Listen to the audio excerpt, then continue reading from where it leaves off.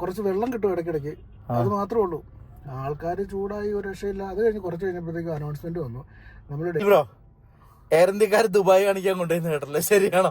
ഓർമ്മിപ്പിക്കില്ല പൊന്നെ, അമ്മാതിരി ഒരു അനുഭവമായിരുന്നു.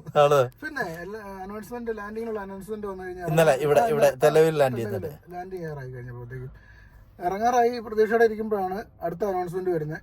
സെക്യൂരിറ്റി റീസൺ കാരണം നമ്മൾ അബുദാബിക്ക് പോവാണെന്ന് പറഞ്ഞു.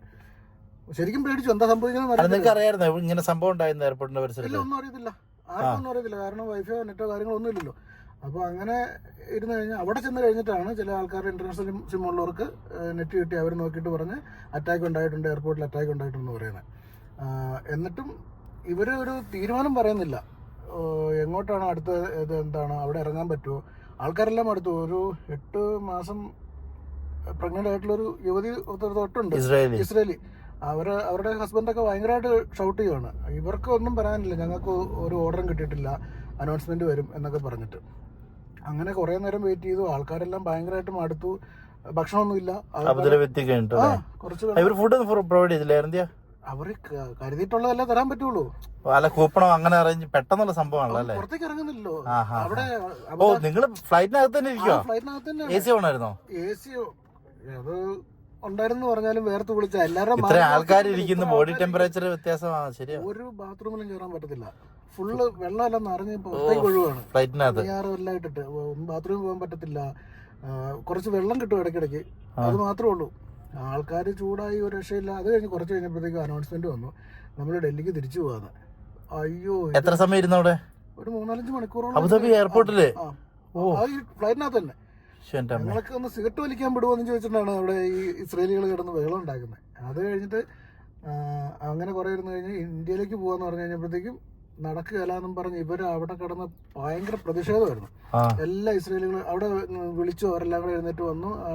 ഡോറിന്റെ അടുത്ത് നിന്നിട്ട് അവർ ഭയങ്കരമായിട്ട് ഷൗട്ട് ചെയ്യുന്നു. പല ആൾക്കാരും വന്ന് സംയമനം പാലിക്കാൻ പറയുന്നുണ്ട്. ഒരു രക്ഷയും നടക്കുന്നില്ല. അത് കഴിഞ്ഞ് ലാസ്റ്റ് ഈ അബുദാബിയിലെ ഭരണാധികാരികൾ കറക്റ്റ് എനിക്കറിയത്തില്ല, വന്നിട്ട് മറ്റേ നമ്മുടെ ഈ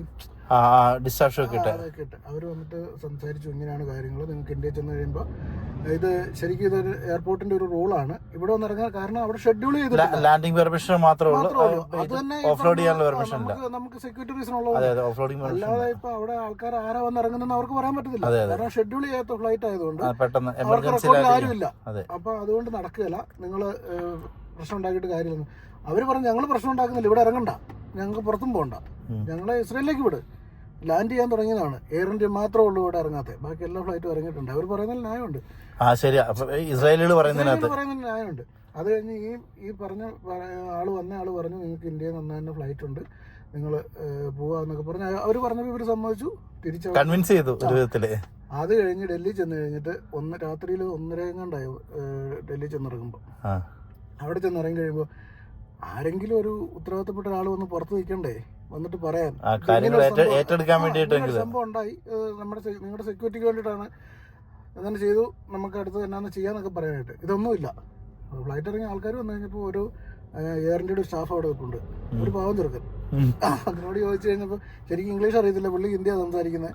പുള്ളിയോട് ചോദിച്ചു കഴിഞ്ഞപ്പം എനിക്ക് ഒരു അറിയിപ്പും കിട്ടിയിട്ടില്ല. ഞങ്ങൾ എങ്ങോട്ട് പോകണം, ഞങ്ങളുടെ ലഗേജ് എവിടെ നിന്ന് കിട്ടും, ലഗേജ് എടുക്കണോ, അത് കഴിഞ്ഞ് എവിടെ വെയിറ്റ് ചെയ്യണം, ഞങ്ങൾക്ക് കിടക്കാൻ സ്ഥലമുണ്ടോ, കഴിക്കാൻ ഭക്ഷണമുണ്ടോ, എന്താ ചെയ്യേണ്ടതെന്നൊക്കെ ചോദിച്ചാൽ ആൾക്കാർ അങ്ങ് ഷൗട്ട് ചെയ്യാൻ തുടങ്ങി. അന്നേരത്തേക്കും പിന്നെ പറഞ്ഞു, ആരെങ്കിലും വിളിച്ചു ചോദിക്കും, ഉത്തരവാദിത്തപ്പെട്ട ആരെങ്കിലും വിളിച്ചു ചോദിക്കാൻ പറഞ്ഞു കഴിഞ്ഞപ്പോൾ പുള്ളി ആരണ്ടൊക്കെ വിളിച്ചു, ആരണ്ടൊക്കെ വന്നു.